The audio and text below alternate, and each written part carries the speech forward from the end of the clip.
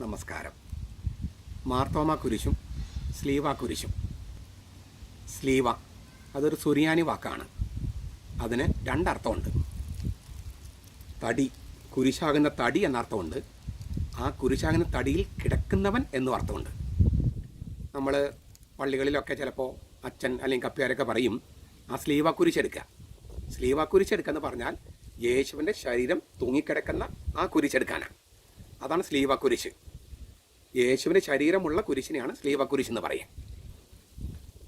മാർത്തോമ കുരിശ് എന്ന് പറഞ്ഞാൽ യേശുവിൻ്റെ ശരീരം ഇങ്ങനെ തൂങ്ങപ്പെട്ട യേശു തൂങ്ങിക്കിടക്കുന്ന ശരീരം ഇല്ലാതെ വേറൊരു രൂപത്തിലുള്ള ഒരു മാർത്തോമ കുരിശ്, മാർത്തോമ സ്തംഭം, സെൻറ് തോമസ് ക്രോസ് എന്നൊക്കെ നമ്മളതിനെ പറയും. അത് ഭാരതത്തിലെ കത്തോലിക്ക സഭയുടെ വളരെ പ്രധാനപ്പെട്ട ഒരു ചിഹ്നമാണ്. ശ്രീലങ്കയിൽ നിന്നും ഇപ്പോഴത്തെ പാകിസ്ഥാനിൽ നിന്നും ചൈനയിൽ നിന്നും ഗോവയിൽ നിന്നൊക്കെ ഇതിൻ്റെ ചിത്രങ്ങൾ നമ്മൾ കണ്ടെടുത്തിട്ടുണ്ട്. അതിൻ്റെ രൂപങ്ങൾ അവിടെയുണ്ട്. 7-ാം നൂറ്റാണ്ട് വരെയുള്ള, അതായത് ക്രിസ്തുവർഷം 7-ാം നൂറ്റാണ്ടിലുള്ള മാർത്തോമ കുരിശ് പോലെ കുരിശ് വരെ നമുക്ക് കണ്ടു കിട്ടിയിട്ടുണ്ട്. അതിന് മുമ്പുള്ളത് കണ്ടു കിട്ടിയിട്ടില്ല. ചിലരൊക്കെ ഉണ്ട് കണ്ടു കിട്ടിയെന്നൊക്കെ പറയുന്നുണ്ട്. ചിലപ്പോൾ പേർഷ്യൻ ക്രോസ് തന്നെ വിളിക്കാറുണ്ട്. ഏതായാലും അതിൻ്റെ ദൈവശാസ്ത്രം വളരെ ശ്രേഷ്ഠമാണ്. ഞാൻ അതിൻ്റെ ചരിത്രത്തിലേക്ക് പോകാതെ ദൈവശാസ്ത്രം മാത്രം ഒന്ന് സൂചിപ്പിക്കട്ടെ. കുരിശ് എന്ന് പറയുന്നത് ഒരു ക്യാപിറ്റൽ പണിഷ്മെൻറ്റ്, വധശിക്ഷ നടപ്പാക്കാനുള്ള ഉപകരണമായിരുന്നു. അത് പൗരസ്ത്യ രീതിയായിരുന്നു. അത് റോമാ സിറ്റിസൺസ് അല്ലാത്ത, റോമാ പൗരന്മാരല്ലാത്തവരെ കൊന്നുകളയാൻ വേണ്ടി റോമാ സാമ്രാജ്യം അഡോപ്റ്റ് ചെയ്തു. അങ്ങനെയാണ് അതൊരു പീഡനത്തിൻ്റെ വധശിക്ഷയുടെ ഉപകരണം ആയത്. അങ്ങനെ ഒരുപാട് പേരെ കുരിശിലേറ്റ് കൊന്നിട്ടുണ്ട്. യേശുവിൻ്റെ മരണസമയത്ത് തന്നെ 2 ബാൻഡിറ്റ്സ്, കവർച്ചക്കാരെയും കുരിശിൽ കൊന്നിരുന്നു. അപ്പോൾ 3 പേര് കുരിശിൽ കൊല്ലപ്പെട്ടു ഒരേ സമയത്ത്, യേശു മരിക്കുന്ന സമയത്ത്. അപ്പം മരിച്ചത് കൊണ്ട് മാത്രമല്ല ആ കുരിശിന് പ്രാധാന്യം വരുന്നത്, മറിച്ച് ആ കുരിശിൽ മരിച്ചത് യേശു ക്രിസ്തു ദൈവം മനുഷ്യനായ ആളായതുകൊണ്ടും അങ്ങനെ കുരിശിൽ മരിച്ചവൻ മരണത്തിൽ നിന്ന് ഉയർത്തെഴുന്നേറ്റ് ജീവൻ്റെ ഒരു പുതിയ ഘട്ടം, ജീവൻ്റെ അവസാനത്തെ ഘട്ടം ഉദ്ഘാടനം ചെയ്ത് എല്ലാ മനുഷ്യർക്കും ആ ജീവനിലേക്ക് പ്രവേശിക്കാനുള്ള സാധ്യത തുറന്നിട്ടതുകൊണ്ടുമാണ്. ഇതൊന്നും ഞാൻ ആവർത്തിക്കാൻ ആഗ്രഹിക്കുന്നു. ദൈവം മനുഷ്യനായി വന്ന ആളായ യേശു ക്രിസ്തു കുരിശിൽ മരിച്ചതുകൊണ്ടും അങ്ങനെ മരിച്ച് മരണത്തെ തന്നെ തോൽപ്പിച്ചുകൊണ്ട് അവൻ മരണത്തിൽ നിന്ന് മരിച്ചവരിൽ നിന്ന് ഉത്ഥാനം ചെയ്ത് ജീവന്റെ അവസാനത്തെ ഘട്ടം ഉദ്ഘാടനം ചെയ്തുകൊണ്ടാണ് ഈ യേശു മരിച്ച ആ കുരിശിന് പ്രാധാന്യം വന്നത്. തിരുവുത്ഥാനം ചെയ്തില്ലായിരുന്നെങ്കിൽ, മരണത്തിൽ നമ്മൾ ഉത്ഥാനം ചെയ്തില്ലായിരുന്നെങ്കിൽ ആ കുരിശിന് പ്രാധാന്യം ഉണ്ടാകുമായിരുന്നില്ല. അത് മറ്റൊരു വധശിക്ഷയുടെ ഉപകരണമായി മാറുമായിരുന്നു. മാത്രമല്ല, ആ കുരിശിൽ മരിച്ചത് ദൈവം മനുഷ്യനായ ആളല്ലായിരുന്നെങ്കിലും ഈ അർത്ഥം ഉണ്ടാകുമായിരുന്നില്ല. അതിനാൽ യേശു ശരീരത്തോടു കൂടി ഉയർത്തെഴുന്നേറ്റു എന്ന് ദ്യോതിപ്പിക്കുന്ന കുരിശാണ് മാർത്തോമ കുരിശ്. അതായത് മരണത്തിനെ ഉത്ഥാനം കൊണ്ട് വ്യാഖ്യാനിച്ചിരിക്കുന്ന കുരിശാണ് മാർത്തോമ കുരിശ്. യേശുവിനെ ഉയർപ്പിച്ചു, ദൈവം ഉയർപ്പിച്ചു എന്നാണ് പലപ്പോഴും ഉപയോഗിക്കുന്ന, ബൈബിളിൽ ഉപയോഗിക്കുന്ന വാക്ക്. എങ്ങനെ? പരിശുദ്ധാത്മാവിന് ശക്തി കൊണ്ട്. അതുകൊണ്ടാണ് ഈ കുരിശിന് അത് വെറും വധശിക്ഷയുടെ ഉപകരണമല്ല, യേശു ഉത്ഥാനം ചെയ്ത കുരിശാണ്. യേശു മരിച്ചവരിൽ നിന്ന് ഉയർപ്പിക്കപ്പെടുകയായിരുന്നു, അത് പരിശുദ്ധാത്മാവിൻ്റെ ശക്തിയിലൂടെയായിരുന്നു എന്ന് വെളിപ്പെടുത്തുന്ന കുരിശാണിത്. ആ പരിശുദ്ധാത്മാവിൻ്റെ ശക്തി വെളിപ്പെടുത്തുന്നത് അറിയിക്കാൻ വേണ്ടിയിട്ടാണ് ഈ കുരിശിന് മുകളിൽ പരിശുദ്ധാത്മാവിൻ്റെ ചിഹ്നമായ പ്രാവിനെ അവതരിപ്പിച്ചിരിക്കുന്നത്.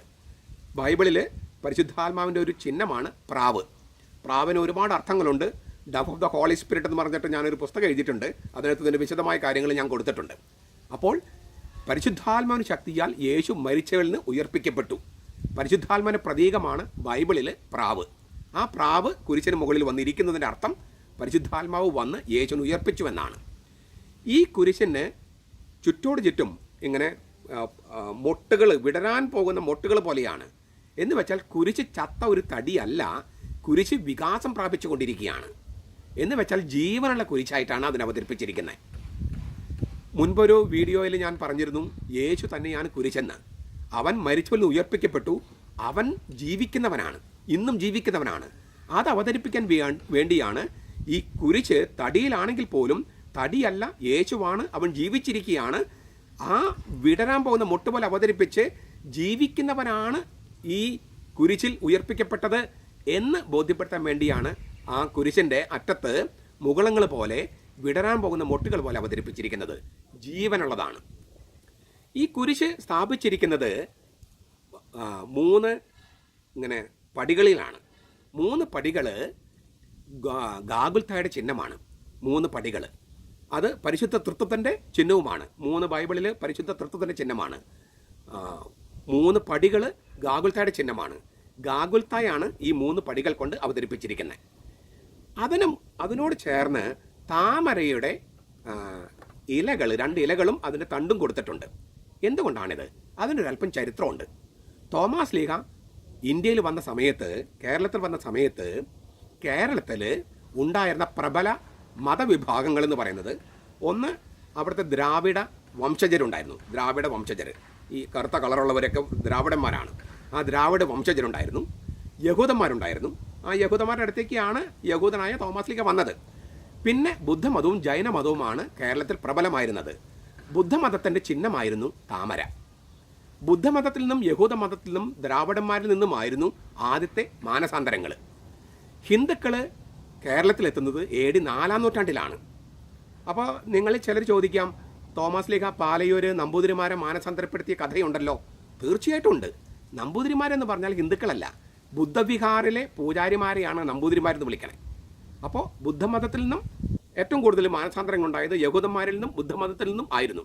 ബുദ്ധമതത്തിന് മേലെ അതിൽ നിന്നാണ് മാനസാന്തരങ്ങൾ കൂടുതലുണ്ടായേ എന്ന് ബോധ്യപ്പെടുത്താൻ വേണ്ടിയാണ് ബുദ്ധമതത്തിൻ്റെ ചിഹ്നമായിരുന്ന ഈ താമരയുടെ മുകളിലായിട്ട് ഈ കുരിശ് സ്ഥാപിച്ചിരിക്കുന്നത്.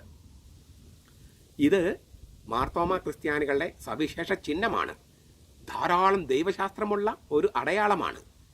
ഈ അടയാളങ്ങൾ വളരെ പ്രധാനപ്പെട്ടതാണ് എന്നുകൂടി പറഞ്ഞ് ഞാൻ ഉപസംഹരിക്കാം. യാഥാർത്ഥ്യം, ക്രൈസ്തവ സങ്കല്പത്തിൽ യാഥാർത്ഥ്യം എന്ന് പറയുന്നത് സ്വർഗത്തിലാണ്. അതിൻ്റെ ഇമേജ്, പ്രതിരൂപമാണ് ഭൂമിയിലുള്ളത്, പുതിയ നിയമത്തിലുള്ളത്. അതിൻ്റെ നിഴലാണ് പഴയ നിയമത്തിലുള്ളത്. അപ്പോൾ യാഥാർത്ഥ്യം സ്വർഗത്തിൽ, ഇവിടെ ഭൂമിയിൽ പുതിയ നിയമം അവതരിപ്പിക്കുന്നത് ഇമേജസ്, പ്രതിരൂപം. അതിൻ്റെ നിഴലാണ് പഴയ നിയമം. പഴയ നിയമത്തെ റദ്ദ് ചെയ്യുകയല്ല, ആ നിഴലായിരുന്നതിനെ വെളിപ്പെടുത്തുകയാണ് പ്രതിരൂപത്തിലൂടെ. ആ പ്രതിരൂപമാകട്ടെ സ്വർഗത്തിൻ്റെ മുൻ ആസ്വാദനമാണ്. അപ്പോൾ ഇങ്ങനെയൊന്ന് കണ്ടു കഴിഞ്ഞാൽ ഈ ചിഹ്നങ്ങൾക്ക് വളരെ അർത്ഥമുണ്ടെന്ന് മനസ്സിലാകും. അടയാളങ്ങളിലൂടെ നമുക്ക് ഈ ലോകത്ത് നമുക്ക് എന്ത് കാര്യങ്ങളും അവതരിപ്പിക്കാൻ പറ്റൂ. അടയാളങ്ങളിലൂടെ അങ്ങനെ ജീവിക്കുന്ന അടയാളത്തെയാണ് ഈ പറഞ്ഞ കുരിശ്, സാക്രമെൻ്റൽസ് എന്നൊക്കെ നമ്മൾ വിളിക്കുന്നത്. സാക്രമെൻറ്റ്സ് പോലും ജീവിക്കുന്ന അടയാളമാണ്. ഇപ്പം അമ്മ കുഞ്ഞിനെ സ്നേഹിക്കുന്നു, ഐ ലവ് യു എന്ന് പറഞ്ഞാൽ മതിയോ? പോരാ, എടുത്ത് ചുംബിക്കണം, ഒന്ന് കെട്ടിപ്പിടിക്കണം. അതൊരടയാളമാണ്. അതിലൂടെ സ്നേഹം എന്ന യാഥാർത്ഥ്യം കൈമാറ്റം ചെയ്യപ്പെടുകയാണ്. അപ്പോഴാണ് ഈ ചുംബനം ജീവിക്കുന്ന അടയാളമായിട്ട് മാറണേ. സ്നേഹം കൈമാറാൻ ഒരു അടയാളമാണ് ചുംബനം. അതുപോലെ തന്നെ ജീവിക്കുന്ന അടയാളങ്ങളായി മാറുന്നതാണ് കൂദാശകൾ. അതിനോട്ട് കൂദാശകൾ അടുത്ത് വരുന്നില്ലെങ്കിലും മറ്റ് ചിഹ്നങ്ങൾ, ഈ കുരിശ്, സംഗീതം, പിന്നെ മാലാഖമാർ, രൂപങ്ങൾ, തിരുസ്വരൂപങ്ങൾ, ഇതൊക്കെ അതിനോട് ചേർന്ന് വരുന്ന, അടുത്തു വരുന്ന സംഗതികളാണ്. എന്തിനാണ്? യാഥാർത്ഥ്യത്തെ പ്രതിരൂപമായി അവതരിപ്പിച്ച് യാഥാർത്ഥ്യം തന്നെ അനുഭവിക്കാൻ വേണ്ടിയുള്ള ഒരു മാർഗം. അതിനാൽ ഈ തിരുവുത്ഥാനത്തിൻ്റെ, യേശുവിൻ്റെ തിരുവുത്ഥാനത്തിൻ്റെ ദൈവശാസ്ത്രം, പരിശുദ്ധാത്മന ശക്തിയുടെ ദൈവശാസ്ത്രം, ഗാഗുൽത്തായുടെയും പരിശുദ്ധത്വത്തിൻ്റെയും ദൈവശാസ്ത്രം, ഭാരതസഭയുടെ ചരിത്രം, ഇതെല്ലാം ഉൾക്കൊള്ളുന്ന മനോഹരമായ ചിഹ്നമാണ് മാർത്തോമാ കുരിശ്.